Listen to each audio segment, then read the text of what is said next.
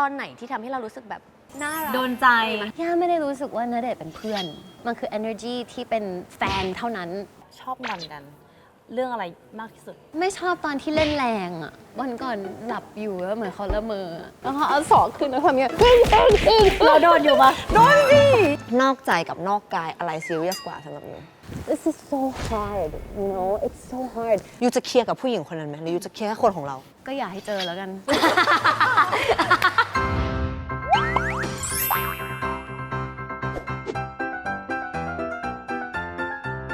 สวัสดีค่ะทุกคนเมื่อกี้เราไปถ่ายเทปนึงมานะคะก็เราจะไปถ่ายอีกเทปนึง มึงเป็นอะไรอ่ะก้อย ผิวมันขาวเนาะหน้าแบบ มันแบบเอาผิวมันมาป้ายกู นี่คือเธอชมฉันว่าฉันผิว เธอ ขาว ผิวไบรท์ ฟิลลิ่งเหมือนเธอเข้าคลินิกทุกวันเหมือนมึงดิบวิตามินทุกวันเนี้ยเธอเพิ่งมีคนถามฉันว่าไปคลินิกที่ไหนแต่ว่ามีสิ่งที่ง่ายกว่านั้น ที่ทุกคนรู้กันอยู่แล้วตั้งแต่เทปแรก4 ปีที่แล้วกลอรี่อันนี้ก็คือยังกินอยู่นะคะทุกคนฉันจะบอกเลยส้มเลือดอะจริงๆตอนแรกเนี่ยไม่ได้ใส่ใจมองเลยนะแต่พอลองกินแล้วรู้สึกว่าผิวมันไบรท์เธอรู้ป่าวว่าตัวส้มเลือดมันเข้มข้นกับพวกกูต้าถึง20 เท่าเว้ยเพราะฉะนั้นมันจะทำให้ผิวเธอกระจ่างใสดูไบรท์ดูแบบเหมือนผิวมันจะมีความแบบพุ่งอ่ะเธออย่าลืมต้องกินเป็นวินัย ก็ เข้าใจปะ กินแต่พอคิดไม่ต่อเนื่ เดี๋ยวเธอเริ่มมาแล้วเดี๋ยวเธอจะเริ่มมานี่ฉันกินคู่กันอย่างนี้ก็คือต้มเลือดบูสต์กับคอลลาเจนมันจะทำให้ผิวใสใสอะเลยอะ อุ้ยใส่แบบเสียงสูงอะ สูงเลย ใส่แบบใสตะโกน ถ้าใครอยากผิวใสตะโกน ซึ่งสมมตินะใครเป็นสิวด้วยใครผิวหมองจัดไปเลยแบบ4 ซองเอาให้ครบเซตซึ่ง4 ซองมีอะไรบ้างชูอยู่ดีๆนี่นี่ไงคือมันมี4 ตัวนั่นแหละก็คือมีคอลลาเจนมีส้มเลือดมะเขือเทศแล้วก็มีแอสตาถ้าพูดถึงตัวมะเขือเทศคือสำหรับฉันนะถ้ากินอ่ะฉันว่าสิ่งที่เห็นชัดมากๆคือเวลาเป็นสิวแล้วกินตัวมะเขือเทศมันจะทำให้สิวอ่ะแห้งเร็วขึ้นเลยพวกรอยที่เกิดจากสิวมันก็จะจางเร็วอะไรเงี้ยเพราะฉะนั้นใครมีปัญหาเรื่องสิวชี้ว่าตัวเนี้ยเป็นทางออกแล้วก็จะช่วยเรื่องแบบผิวอมชมพูเธอเหมือนเธอกินมะเขือเทศเป็นลูกๆอ่ะ1 แคปซูลเท่ากับ34 ลูกกินเข้าไปเลยค่ะตัวอีกตัวหนึ่งที่ฉันจะพูดเธอฉันเป็นคนที่ชอบแอสตาเซนทีนแล้วซึ่งตัวเนี้ยเป็นแบบแอสตาแม็กซ์โดสคือเข้มข้นกว่าแล้วก็ยังมีโคคิวเทนแล้วก็วิตอีกด้วย มันจะทำให้ผิวเธอเนี่ยฉ่ำฟู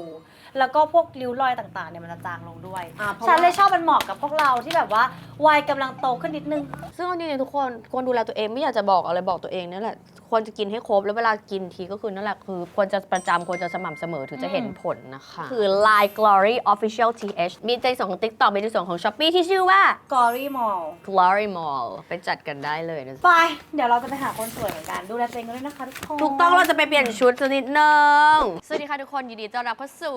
ยังไงไหนเล่าสวัสดีค่ะเฮ้ยดีใจน่ากลัวจังเลยไม่ได้น่ากลัวในที่สุดก็ได้เจอพี่ย่าคุณยาย่าอุรัสยาที่เราหมายมั่นปั้นมือว่าจะเอามาออกประมาณ3 ปีแล้วแต่ว่าไม่มาดีใจมากเป็นไฟนอลี่ล่าสุดเพิ่งเจอพี่คิมไปพี่คิมเขาเมามาคือเราบอกว่าให้เขาเมาอยู่1 อย่างค่ะแล้วเขาบอกพูดมาว่ายูเป็นคนที่ทะลึ่งมากเป็นคนทะลึ่งตึงตังจริงไหมแล้วก็เป็นคน expressive มากราศีที่เป็นปลาเป็นข้ออ้างว่าทำไมเราถึงเล่นใหญ่ตลอดเวลาเพราะว่าคนราศีนี้เล่นใหญ่ because they're emotional แล้วก็เรื่องทะลึ่งไม่ย้อนแย้งเลยเป็นเรื่องจริงคือหมายถึงว่าค่ะไม่ได้เฟนno not at all เขาอยู่เป็นเด็กฝรั่งเกี่ยวไหมไม่เกี่ยวย่าคิดว่าเหมือนแบบในสมองมันไปทางนั้นอะไรอย่างเงี้ยแล้วเขาบอกว่าเคยเชื่อพี่ย่าว่าเฮ้ยร้านเนี้ยอร่อยมากแต่ว่าพอเธอแบบว่าเป็นคนเอ็กซ์เพรสมากก็เลยเหมือนอร่อยทุกร้านแต่จริงๆแล้วว่ามันไม่อร่อยทุกร้านเป็นจริงหรือไม่อันนี้ขอย้อนแย้งเพราะว่าหลายร้านที่คิมบอกว่า this is so good man like it's so good man like it's so good ไปกินก็เฉยๆกันคืออาจจะเป็นเทสอาหารคนละแบบมันแล้วแต่ลิ้นคนซึ่งเข้าเรื่องแล้วนะเป็นรายการพูดถึงความรักโอเคค่ะเวลาคนถามว่าเราเป็นคนมีสเปคยังไงสมมติตอนนี้เราไม่มีแฟนเราไม่รู้จักใครเลยพื้นฐานเราเป็นคนชอบคนแบบไหนโอเคย่าเป็นคนชอบคนที่แบบดูย้อนแย้งนิดนึง someone ที่แบบจริงๆเขา gentle มากๆแต่ภายนอกเขาดูแบบ dark mysterious แต่ข้างในคือแบบนึกออกไหมคะซึ่งอย่างพี่ณเดชน์นี่เขาคอนทราสต์ไหมในความรู้สึกก็นิดนึงค่ะเพราะว่าเขาดูแบบ hairy ตัวแบบ buff แบบขนเยอะๆแต่จริงๆแล้วข้างในเขาแบบนุ่มนิ่มอบอุ่นอะไรอย่างเงี้ยแล้วมีนิสัยที่พี่ย่าชอบไหมนิสัยอะไรแบบไหนเป็นคนชอบเทคแคร์หรือว่าคนใจดีชอบคนที่เป็นผู้นำต้องการคนที่แบบ แบบยืนบนสองเท้าของตัวเองได้อย่างมั่นคง แล้วก็แบบสามารถแบบ ลีดเรา อุ้มเราไปในอนาคตไปด้วยกันได้อะไรอย่างเงี้ยค่ะ ชัดเจน แต่ว่าถ้าสมมติว่าเขาทูนำอะยูไมล์ปะหมาย โอ้ ถึง ไม่ คือไม่ชอบคนที่แบบว่าสั่ง ก็คือคนที่แบบ ออเดอร์ แบบว่าตื่นไปออกกำลังกายกันใส่อันนี้ก็อาจจะไม่ชอบ คือแค่มีความเป็นผู้นำแต่ก็ต้องให้เกียรติกันพร้อมที่จะเดินไปด้วยกันอะไรแบบนี้ ใช่ แล้วยังมี red flag ไหมโอเค ผู้ชายแบบนี้ ก็ คือไม่ได้ ไม่ว่า ไม่ชอบ ไหนก็หนู รู้สึกว่า red flag มีเยอะมากเลยอะ เอามา สัก 3 ข้อ ข้อ เอาแค่3 ข้ออะ คนที่พูดว่าจะทำแต่ไม่ทำ someone who ungentlemanly red flag another red flag people who are not clean แบบหมายถึงว่าไม่รักษาความสะอาด yeah ถูกไหม like คนที่ไม่แปรงฟันหรือว่าแบบ ชอบคน you know คลีน แบบ yeah ดูแลตัวเองต้องเป็นคนที่ดูแลตัวเองเป็น มี red flag อันหนึ่งที่รู้สึกว่าเจอค่อนข้างบ่อยในคนเราก็แบบไม่ชอบ ก็คือมันจะมีผู้ชายบางประเภทที่เหมือนแบบเรามี opinion อันหนึงแล้วยังไงก็ตามไม่ว่าเราจะอธิบายแล้วก็บอกว่า but I believe this แล้วเขาก็บอกว่า no that's a red flag for me too แล้วแค่อยากรู้ว่าถ้าเจอคนในลักษณะนั้นเราเป็นคน handle ยังไง ย่ารู้สึกว่าเมื่อเราเจอคนที่เรารู้สึกว่าเขาไม่ได้ worth our time เราก็แค่ end conversation เราก็แค่แบบ ก็ค้ำ nice to meet you goodbye โอเคอยากรู้ว่าเวลาเราชอบใคร ตกหลุมรักใคร เป็นคน express ไหม ไม่ มีส่ง เป็นใช่ฟอร์มซึ่งก็ไม่เข้าใจเลยนะว่าทำไม มันเป็นเองใช่ไหม คือฟอร์มเบอร์ไหนเบอร์แบบว่าไม่อยากคุยกับคนนี้เลยหรือ จะทำเป็นไม่ค่อยเห็นเขา เฮ้ยเก็ตนะฉันเก็ต จะเป็นแบบเอามาแล้วเหรออะไรอย่างเงี้ย แต่ใจเนี่ยอยู่นู่นแล้ว แต่ว่าทำไมไม่เห็น เซอร์ยูไม่จีบคนก่อน no ไม่ยิงติดยิง แล้วถ้าชอบมากอะถ้าชอบมาก ชอบมากก็เอาไปจินตนาการฝัน เอา แล้วบอกเพื่อนไหม บอกเพื่อนบอก บอกเพื่อนแค่ไม่ทำอะไร แค่ไม่ทำอะไร เพราะว่าจริง ๆ แล้วเราดีแต่ปากเราไม่ค่อยเก่งขนาดนั้นแต่ในใจคือ like สนใจฉันสิ แล้วสมมติว่าเขาเข้ามาสนใจเราเข้ามาแบบทักทายอะไรเราคุยด้วยแบบให้เขารู้ไหมว่าเราชอบ เหมือนที่คิมพูดมันจะฟ้องที่หน้าตาก่อน เราเก็บไม่อยู่แล้วกัน เราจะเก็บไม่อยู่ก็คือถ้าคนชอบคุยด้วยก็จะ รู้เลย คือจะซอฟน่ารัก คืออย่างพี่ณเดชน์มันมีความเป็นเพื่อนอยู่กันมานานตอนไหนที่ทำให้เรารู้สึกแบบ อุ้ยน่ารัก โดนใจ โอเค อันนี้อาจจะทำให้ทุกคนรู้สึกว่าแบบนิดนึง แต่ว่าแบบ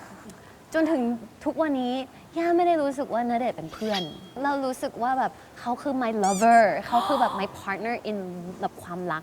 มาตลอด มันคือ energy ที่เป็นแฟนเท่านั้น คือ from day one from day one ไม่ได้มีความรู้สึกเพื่อนเลย อะไรที่ได้ใจเรา ความน่ารักอะไรของเขา ย่า บ้าง รู้สึกว่าแบบอย่างหนึ่งที่ณเดชน์พยายามมากๆ คือขอบเขตของภาษาสำหรับเราสองคน แล้วแบบในช่วงแรก ๆ คือพี่แบร์พูดภาษาอังกฤษแบบเกือบจะไม่ค่อยได้เลย แต่เขาก็ยังพยายาม เขาก็จะส่งเมสเซจมาสิ่งแรกที่ส่งมาคือแบบ hey shorty shorty hey shorty ตัวเล็กเหรอ ใช่ ตัวเล็กก็ตัวเล็ก like hey shorty เขารู้สึกว่าเหมือนแบบเขาต้องจีบเราในเวนั้น เพราะว่าเราเหมือนเป็นฝรั่งในสายตาเขา เขาก็เลยทักว่า เขาต้อง แบบ แบบ hey shorty ก็รู้สึกว่าแบบโอเคเขาพยายามมากๆ แล้วโมเมนต์ไหนที่ยูรู้สึกว่ายูก็ fall for him เหมือนกัน มันมีเคมีอะไรสักอย่างที่ต้องยอมรับว่าเหมือนแบบมันทำให้เรา success มาถึงจุดนี้ได้ เพราะว่าเรามี chemistry อะไรก็ไม่รู้ที่มันคือ like it's destiny that we met each other เจอปุ๊บก็รู้สึกว่าแบบ มันมีเคมีนั้นอยู่ อะไรก็ไม่รู้มันคลิกตั้งแต่วันที่ไปแคสต์ผู้ชายคนนี้ในแบบ 20 คนที่เราทำ read through ด้วย casting ด้วย ผู้ชายคนนี้มีอะไรก็ไม่รู้ที่เหมือนแบบอะไรอย่างนี้ เขาหล่อไหมแต่สมมติว่าแบบว่า first impression นี่หล่อ ไม่ สำหรับเรา เพราะว่ารู้สึกว่าไม่ได้หล่อขนาดนั้น จริง ๆ ครั้งแรกที่ย่าเจอณเดชน์เพิ่งขึ้นรถบัสทัวร์จากขอนแก่นขึ้นมาเดินแบบ แล้วก็แบบหัวเกรียนๆแบบตัวผอมๆหน้า2 นิ้วอะไรอย่างเงี้ย แต่คือเขาก็เป็นคนที่เราจำได้ จากวัน ตอน นั้น นั้ ตอน น20 แค่รู้สึกว่าแบบก็แค่มองผ่านๆไม่ได้รู้สึกว่าหล่อขนาดนั้น แต่เมื่อเขาแบบขยับตัวแล้วพูดนะเขาหล่อมากๆ อะไรพี่อันนี้กี่ปีแล้วคะโทษทีกี่ปีแล้ว 4 ค่ะ 14 ปี along the way 14 ปีเนี่ยอะไรคือสิ่งที่ทำให้คู่พี่แบบว่า ผ่านอุปสรรคมาได้แข็งแรงจนถึงวันนี้ เป็นคำถามที่ดีมาก เพราะว่าเราก็ยังคงถามซึ่งกันและกันคำถามนี้เรื่อยๆ แต่ย่ารู้สึกว่าอย่างหนึ่งกับย่ากับณเดชน์คือเราโตมาด้วยกัน เราเจอทุกเวอร์ชันของซึ่งกันและกัน เราเจอเวอร์ชันที่เด็กมากๆ เราเจอเวอร์ชันที่แบบไม่ได้มีความรับผิดชอบ อยากทำนู่นทำนี่ แล้วเรายังอยากจูงมือไปต่อ เหมือนแบบภาพในอนาคตมันยังเป็น you and me holding hands creating life together อะไรอย่างเงี้ยค่ะไม่ว่าจะเจออุปสรรคหรือว่าเหตุการณ์อะไรก็ตามในชีวิต มันยังมีเป้าหมายเดียวกันอยู่ เลยรู้สึกว่ามันไปได้ค่ะ ใครร้อนกว่าใคร คือเวลามีปัญหาเราเป็นคนที่เคลียร์กันเนี่ยเคลียร์กันในวันนั้น หรือต้องถอยจากกันก่อน ย่าเป็นคนที่ใจเย็นที่สุดนั่นแหละเป็นเหมือนแบบtypicalผู้ชายที่จะดูไม่ค่อยออกว่าตัวเองทำอะไรผิดไป ไม่รู้ตัว ไม่รู้ตัว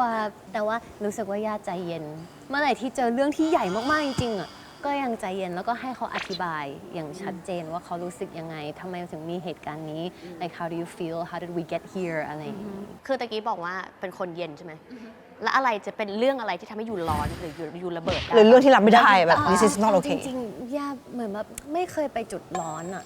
เคยฟิลขาดไหม เคยฟีลค่ะแต่ก็แค่แบบ I'm not okay with this โอ้ ถ้ายูไม่สามารถให้คำตอบที่โอเคให้ไอจะเดินหนีอะไรอย่างเงี้ยค่ะก็คือจะพูดแบบชัดเจนมากๆ แล้วก็อย่างใจเย็น แสดงว่าเนเจอร์พี่ย่ามีความคอนโทรลประมาณหนึ่งไหม รู้สึกว่าย่าให้ความสำคัญเกี่ยวกับความรักเยอะ มันก็เลยเข้าหาปัญหาแบบใจเย็น because แบบสุดท้ายแล้วเหมือนย่าก็รู้ว่าอยากทำให้ปัญหามันหายไป โอเค ก็อยากกลับไปช่วงแบบแรก ๆ ที่แบบว่าสังคมเขาจับจ้องว่ายูเป็นแฟนกันไหมแล้วยูต้องแบบว่ายูไปไหนกันอะ we date in the car really ทำอะไรอะ ก็เลยขับรถเล่นขับรถเล่นเอาอาหารไปนั่งกินในรถอะไรอย่างนี้เป็นปิกนิก คือขับไปเรื่อย ประมาณนั้นค่ะ ซึ่ง not very good for the environment ก็เลยเลิกทำแบบนั้นกันไปแล้วค่ะ ใครโรแมนติกกว่ากัน ณเดชน์ก็โรแมนติกมาก ๆ ค่ะ เป็นผู้ชายแบบเน้นโรแมนต์ ก็ถือว่าโรแมนติกสูสี ย่าสูสีค่ะ ชอบเห็นคอนเทนต์ที่เขาจะแบบว่าปิกนิกที่สนามหญ้า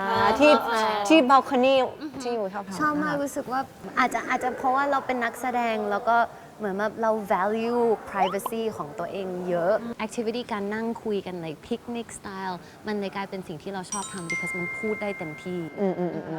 คือพอเราอยู่ในวงการเนาะแต่ละคนก็ต้องเจอคนเยอะแยะมากมายเป็นคนขี้หึงไหม ไม่เลย โบส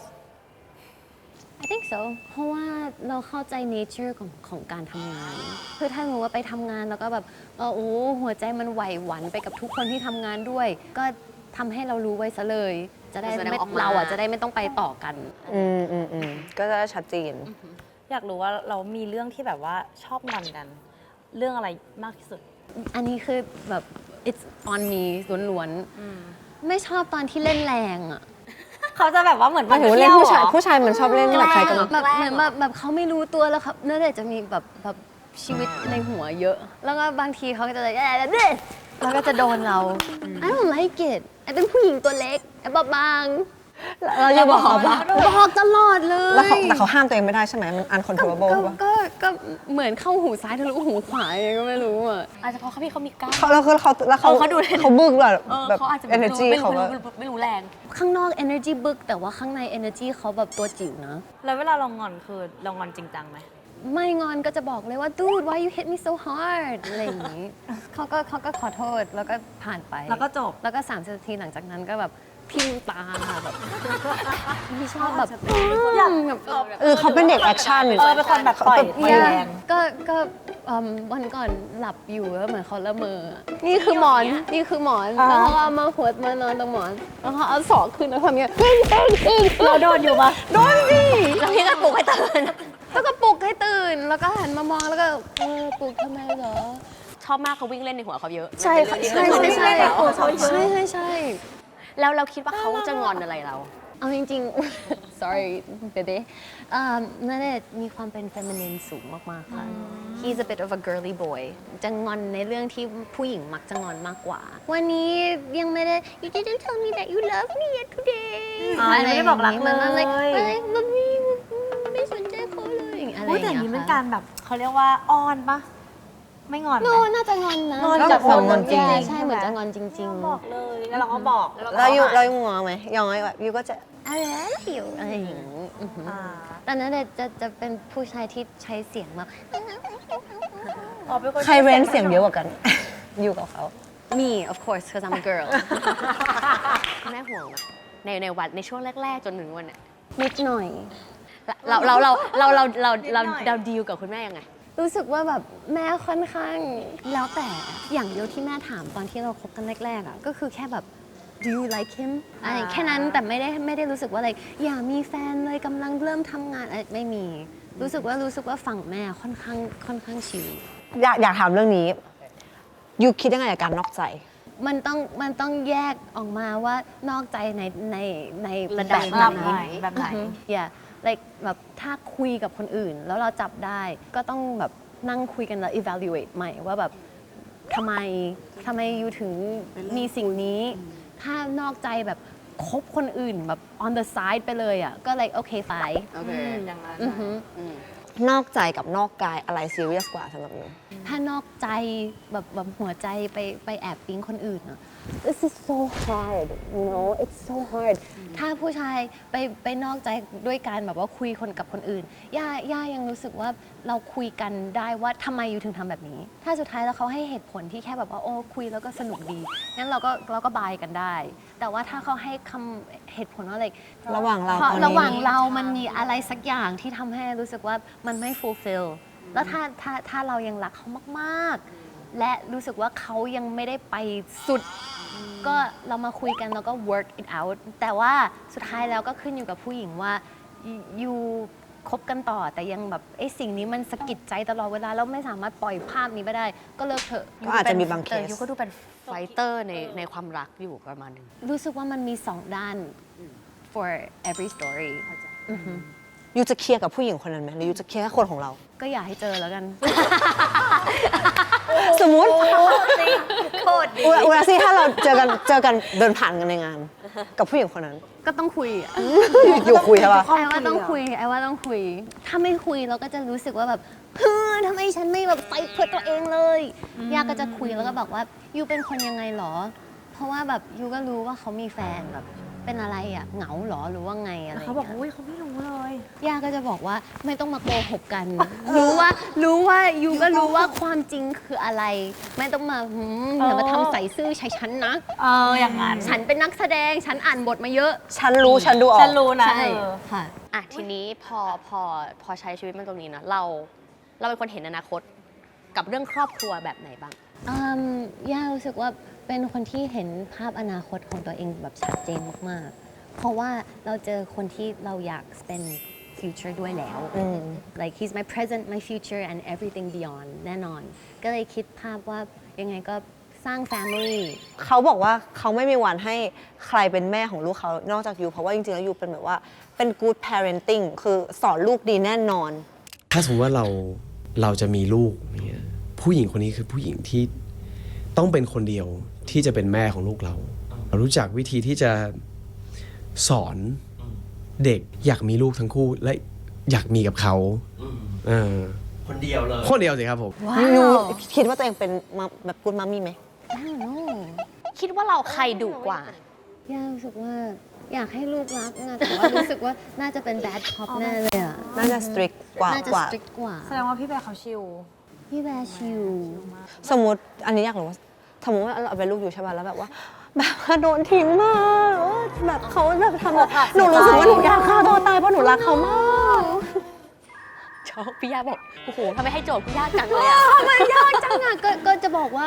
ก็จะกลับมา remind ลูกว่าเรามีดีอะไรบ้าง และ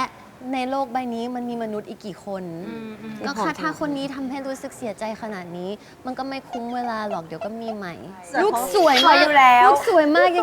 งไงก็หาผู้ชายได้ใหม่ เพราะว่ายูมีแม่เป็นยาย่าและเสีย yes แต่จริง ๆ แล้ววันนี้เนี่ยไม่ได้มาคุยแค่เรื่องความรัก เขาเรื่อง จ หน่อย ริงๆแล้วตอน เหงื่ นี้ อแตกเต็มไปหมดเลยนะพูดเลย จริงๆแล้วพูดถึงซีรีส์หน่อยค่ะ โอเคค่ะ ดาหลาบุกผาฆาตกรรม อืม บทนี้มันแตกต่างจากบทที่พี่ย่าเล่นมาไงบ้าง เอาจริงๆ เป็นเรื่องที่ยากมากๆ แล้วก็แบบ question ตัวเองสูงมากแบบว่าแบบ มันไกลตัวความเป็นตัวเขา วิธีคิด มันแปลกอะเขาเป็นคนที่แบบ very interesting แต่ questionable ว่าเป็นคนแบบไหนกันน่าอะไรอย่างเงี้ยค่ะปกติย่าเป็นคนที่แบบตรงแบบนี้อย่างนี้แล้วก็จะไม่ question ตัวเองจะไม่ doubt ตัวเอง แต่เรื่องเนี้ยถามตัวเองตลอดเลยว่ากูเล่นถูกไหมนะสิ่งที่ถูก is it right จนจบ so hard you did well I it was so hard แต่มันก็เป็น good journey เพราะว่ามันมีเยอะมากที่เรายังรู้สึกว่ายังทำไม่ได้เป็นเหมือน challenge ใหม่ เป็น challenge ใหม่ แล้วก็แบบมันมีหลายแฟกเตอร์ที่อาจจะเป็นข้ออ้างให้กับตัวเองแต่แบบบางทีตอนที่ดูมอนิเตอร์ก็จะรู้สึกว่า like I look like a child อะไรอย่างเงี้ยแล้วก็แบบเหมือนแบบหน้าเป็นอาวุธที่ไม่ดีของเรา เพราะว่าเราดูใจดีอยู่ดีอะไรอย่างเงี้ยค่ะด้วย character ใช่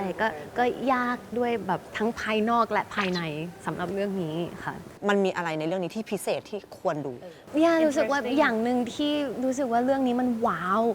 มันคือสืบสวนสอบสวนที่แบ็กดรอปของมันคือการจัดดอกไม้ ก็คือมีคนตายใช่ไหมมีคนตายค่ะ แล้วก็แบบความตายนี้มันโดนเล่าผ่านความสวยงามของดอกไม้ เพราะว่าจริงๆแล้วดอกไม้จากกันหนึ่งมันคือเอาสิ่งที่ตายแล้วมาตกแต่งให้มันยังสวยแบ็กดรอปของฆาตกรรมครั้งนี้มันเป็นอะไรที่พิเศษมากๆและ A กับ Dream เป็นผู้หญิงสองคนที่เป็นผู้กำกับที่มาเล่าภาพได้แบบ elegant และเก๋โก้มากเลยกี่ตอนคะพี่ย่า 6 ตอนค่ะ ปล่อยรวดเลยดูติดตามกันได้แบบยาว ใช่ดูได้แบบ binge ได้เลย วันที่เท่าไหร่คะ วันที่ 27 กุมภาพันธ์ ๆ 27 กุมภาก็คือผ่านมาแล้ว เพราะฉะนั้นตอนนี้คือ on streaming แล้ว แล้วนักแสดงอ่ะก็เห็นเป็นแถวเลยอะเป็น เยอะมาก เลย คนเย อะ อะมาก เป็นซีรีส์ที่ main cast เยอะมาก มีตัวละครหลัก ทุกคน ในเรื่อง สำ เยอะ คัญหมดเลย เพราะว่าทุกคนมีใช่เขาผูกมัดในฆาตกรรมครั้งนี้หมดเลย เพราะฉะนั้นอีสต์เอ็กเยอะแบบเซอร์ไพรส์เยอะในเรื่องนี้ แล้วก็ค่อนข้างมั่นใจว่าแบบคุยกับหลายคนที่ดูแล้ว ก็ไม่มีใครเดาได้ว่าใครเป็นคนทำ อุ้ยน่าดูมา พี่ ก เข้ากับใครเยอะที่สุด เจอใครเยอะที่สุด แพท แพ อ๋อ ท เจอแพทเยอะสุด อ่ะก็ถือว่าฝากเรื่องนี้ด้วย น่าดูมากจริงๆ ค่ะทุกคน ฝากด้วยนะคะทาง Netflix นะคะ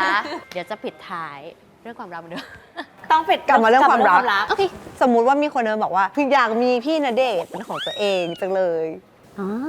ยูจะบอกเขาว่า ก็หาต่อไปค่ะ เดี๋ยวก็เจอ หาต่อไปค่ะ อ่ะท้ายสุดจริงๆ พี่ย่าบอกว่า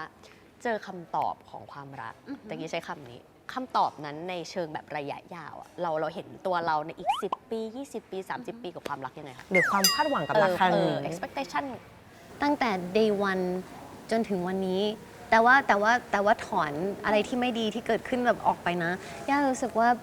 เรายังอยู่เหมือนแบบ the romantic stage อยู่เลยอือฮึก็เลยแบบในอนาคตย่ารู้สึกว่าเราจะเติมเต็มซึ่งกันและกัน and I think we will be very happy เราจะแฮปปี้กันจนเราแก่มากๆ พี่ย่ามีทริคไหมในการอยู่ที่โรแมนติกสเตทนาน เอาจริงๆ ย่ารู้สึกว่าเราผ่านอะไรกันมาเยอะมาก มากณประโยคนั้นที่บอกว่าเราผ่านอะไรมาก ย่าหมายถึง the bad stuff นะ we've passed a lot of bad stuff ด้วยกัน และยังรู้สึกว่าแบบเรายังสู้ไปด้วยกันได้อือฮึก็เลยรู้สึกว่ามันอาจจะไม่ใช่ทุกคนไปในแนวนี้ได้ เข้าใจ แต่ย่าเชื่อว่าหัวใจฉันเต้นเพื่อคนนี้อ่ะยังไงก็ไปต่อได้ เคยมีจุดที่ตัวเราอยากปล่อยมือไหม of course แล้วแล้วมันผ่านจุดนั้นมาได้ หรือว่ากลับมายังไง กลับมาคุยกันเยอะๆ ย่ารู้สึกว่าถ้าเราเชื่อสัญชาตญาณว่าแบบสุดท้ายแล้วแบบฉันรักคนนี้อ่ะอยากให้มันเวิร์กอ่ะแล้วเราเชื่อสัญชาตญาณนี้มันจะไปต่อได้ เชื่อว่าจะแฮปปี้แน่ I น am อน very happy I am very happy รอดูรองานแต่งรอลูกๆ ใช่ ลูกพี่คิมลูกพี่ย่า เผื่อจะได้มาเป็น แน่นอน แฟนกันแบบที่อยู่ในข่าว ทำไมถึงดองกันไม่ได้ ไม่วันนั้นสัมภาษณ์เขาบอกว่า ถ้าลองคิดดูสิสมมติว่าวันที่เขาแบบแบบลูกเราเลิกกันอะแล้วเราก็แบบยูอะทำลูกไอเสียใจ she values our friendship Yeah. That's true that's good โอเคทุกคนฝากพี่ย่าด้วยฝ ฝากซี ฝาก รี ซี ส์ รีส์ ให้พี่ฝาก นะคะ ซีรีส์อีกสักรอบได้ไหมคะ ฝากด้วยนะคะสำหรับดาราบุกผาฆาตกรรมนะคะ ดูได้ทาง Netflix 190 กว่าประเทศ ไปดูนะคะว่า Who Done It Let's go ฝากทุกคนไปดูกันเยอะๆนะจ๊ะ thank you เป็นรายการที่พูดเยอะที่สุดในชีวิต พูดจริงเหรอ ดีใจจัง โอเคค่ะทุกคนกดไลค์กดแชร์กด subscribe ด้วยนะจ๊ะ คอมเมนต์กันมานะคะ อยากเจอใครอีกนะจ๊ะ บ๊ายบาย บ๊ายบาย นี่ค่ะพูดคำว่ายังไงไหนเล่าทีนึงยังไงไหนเล่าชื่อรายการพร้อมกัน โอเคแบบ โอเค 1 2 3ยังไงไหนเล่า บาย